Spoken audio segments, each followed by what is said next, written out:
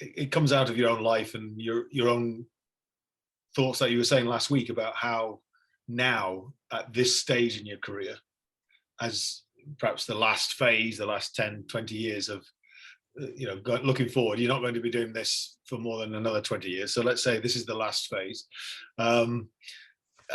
You're now getting to a point where you're able to synthesize a lot more, perhaps, and pull things together and see a bigger picture. So do you want to talk a little bit about that to kick us off? Right. Well, the present seems to be a very good moment to be thinking about this matter, because I don't know about you, but certainly talking to my children and Sarah, one feels as if one is on some strange turning point, that tipping point, as the fashionable term is now.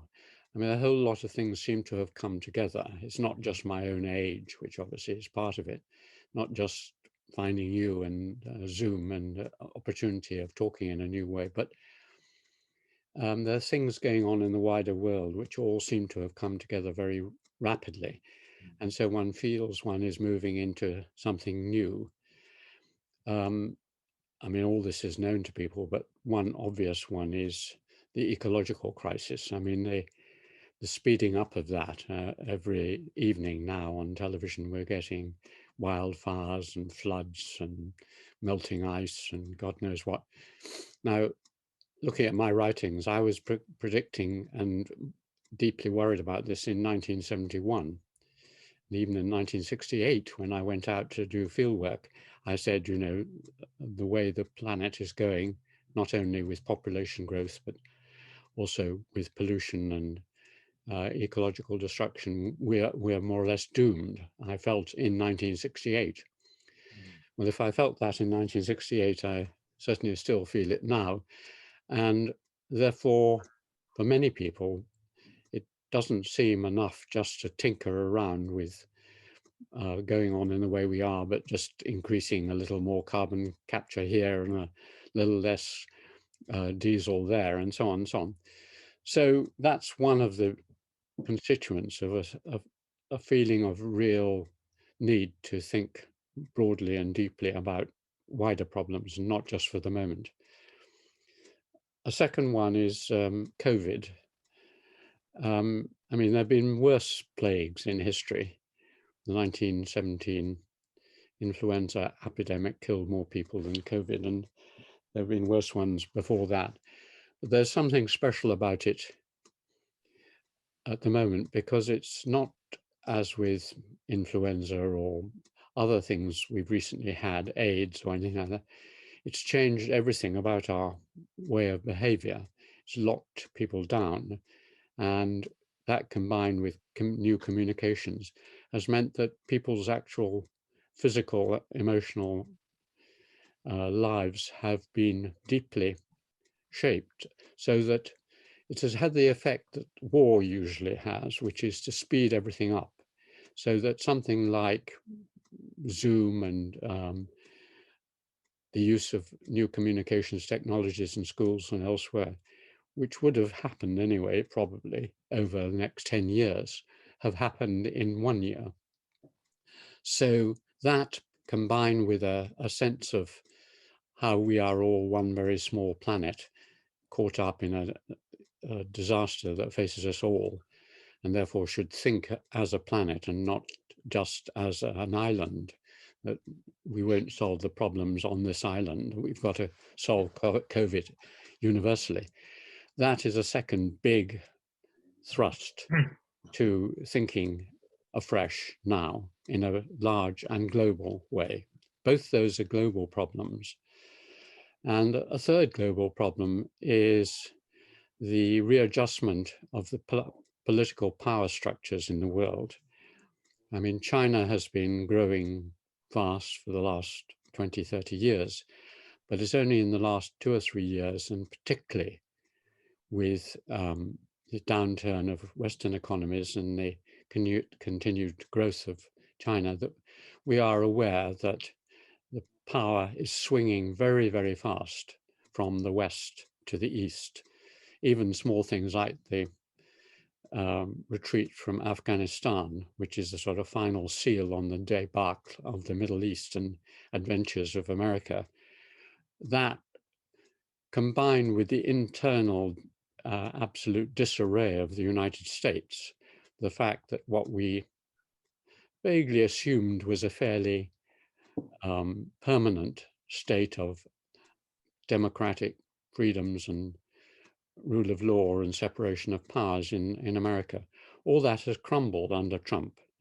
We see every day new evidence that it was very close to a coup, which would have been the end of democracy in America. So the undermining of the faith we have in democracy, plus the rise of fairly authoritarian but successful powers in Asia, makes us rethink our whole sort of political prospectus as well.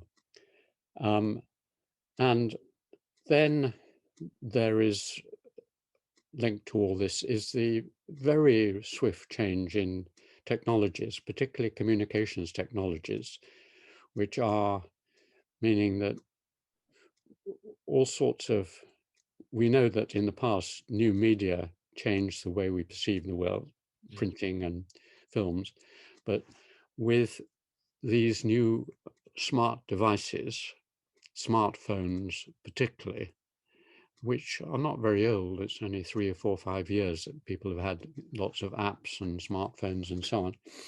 And then that again has been pushed forward very fast by COVID and other such things. So if one adds all those together, then we seem to need to rethink on a global scale and at a deep level various problems. What we really need, I mean, people talk a lot in the ecological field and economic growth, the concept of sustainable development.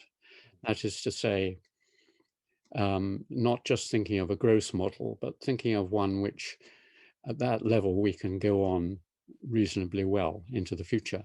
So that concept of sustainable development now needs to be applied not just to economics and ecology, but to our mental health, our social systems, our political systems, and so on. In other words, the assumed solutions which developed with modernity over the last 200 years or so on, since the Industrial Revolution and modern democracy, no longer seem adequate.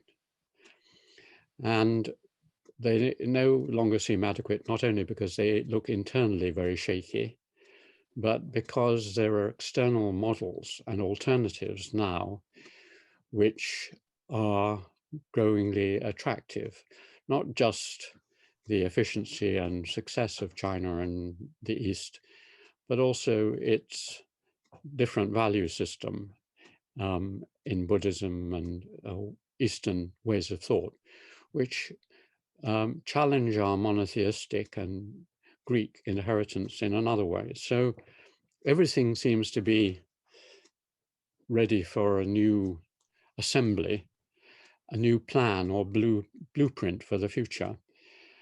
Now, that sort of thinking, blue skies, as they used to say, is not easy to do, and it's not something that any politician can do because, as we've said, they're on a 2 or 3 year cycle.